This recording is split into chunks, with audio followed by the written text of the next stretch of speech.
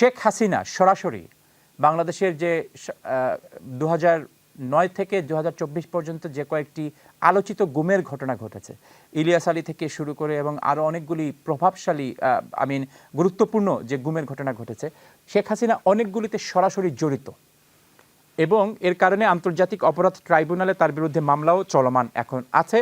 আন্তর্জাতিক অপরাধ ট্রাইব্যুনালের প্রসিকিউটররা এই অভিযোগ এনেছেন যে শেখ হাসিনা সরাসরি জড়িত। আপনি বিশেষ করে ইলিয়াস আলী গুমের ঘটনায় এখানে তার সংশ্লিষ্টতার খবর পাওয়া গিয়েছে বা আলোচনায় আছে যে তিনি সংশ্লিষ্ট ছিলেন। আপনার মন্তব্য জানতে চাই, শেখ হাসিনা গুমের ঘটনা যে আওয়ামী লীগের আমলে ঘটেছে এটিকে আপনি স্বীকার করেন কিনা? বাংলাদেশের ইতিহাসে না, বাংলাদেশের ইতিহাস আমি জনাব মিল্লাত, আপনি অত্যন্ত আপনাকে শুনতে হবে। আপনি প্রশ্ন করলে আপনি যে উত্তর চাইবেন সেটা তো আমি দিব না। আমি যে কথা 2009 থেকে 2024 ইংল্যান্ডে বসে যদি গণতান্ত্রিক চর্চা ফ্রিডম অফ স্পিচ না দিতে দেন তাহলে তো আমাদের জন্য সমস্যা হয়। ফ্রিডম অফ কথাটা শুনেন, ফ্রিডম অফ স্পিচ অফ অবশ্যই প্রশ্নটি করেছেন যে আওয়ামী লীগের সময় গুমে হয়েছে কিনা। আপনাকে আমি উল্টো প্রশ্ন করব উত্তর দেওয়ার আগে, কোন সরকারের সময় গুম হয়নি? আপনি বিবিসির বাংলাদেশে আওয়ামী লীগের সময় গুম হয়েছে, তবে কে জড়িত না আমিও চাই যে কোনো একটি গুমের ঘটনা একটি এত দরকার নেই। আমার যদি একজনও গুম হয়ে থাকে, একজনও খুন হয়ে থাকে, সুনির্দিষ্ট বিচার করে অপরাধীকে শাস্তির আওতায় আনা হবে। যেমন র‍্যাব তো 2004 সনে হয়েছে, তার প্রথম চার মাসের মধ্যেই এটা তো জামাত এবং বিএনপি তৈরি করেছে র‍্যাব যখন সরকারে ছিল। 41 জনকে হত্যা করা হয়েছে ক্রস ফায়ারে।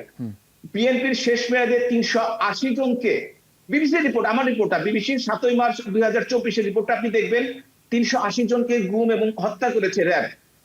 এর দায় দায়িত্ব অবশ্যই যারা দায়িত্ব আমাদের সময় যারা হয়েছে। আপনার কাছে বিএনপির স্ট্যাটিস্টিক আছে, বিএনপির আমলের স্ট্যাটিস্টিক আছে, সেই উত্তর তারা দিবেন।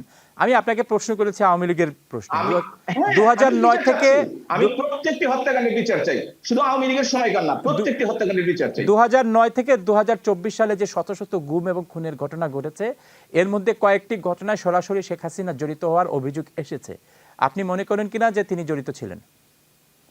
আপনি একজন কিন্তু প্রখ্যাত সঞ্চালক, আপনি নিজেও জানেন যে কারো বিরুদ্ধে যদি অভিযোগ আসে সেটা প্রমাণিত হওয়া পর্যন্ত তাকে অভিযুক্ত বা আসামি করা ঠিক নয়। যদি প্রমাণিত হয়ে যায় আমিও চাইবো যে হ্যাঁ, যে অপরাধী তাদের শাস্তি হোক। কিন্তু মিথ্যা, যেমন আমার বিরুদ্ধে 3টা খুনের মামলা করা হয়েছে, আপনি যদি বলেন আপনার বিরুদ্ধে তো 3টা খুনের মামলা, একটা গুলি করার মামলা এসছে, আপনি তো অপরাধী, সেটা কি ঠিক হবে? সুতরাং আমিও চাই বিচার হোক, কিন্তু অপরাধ প্রমাণ হওয়ার পরে।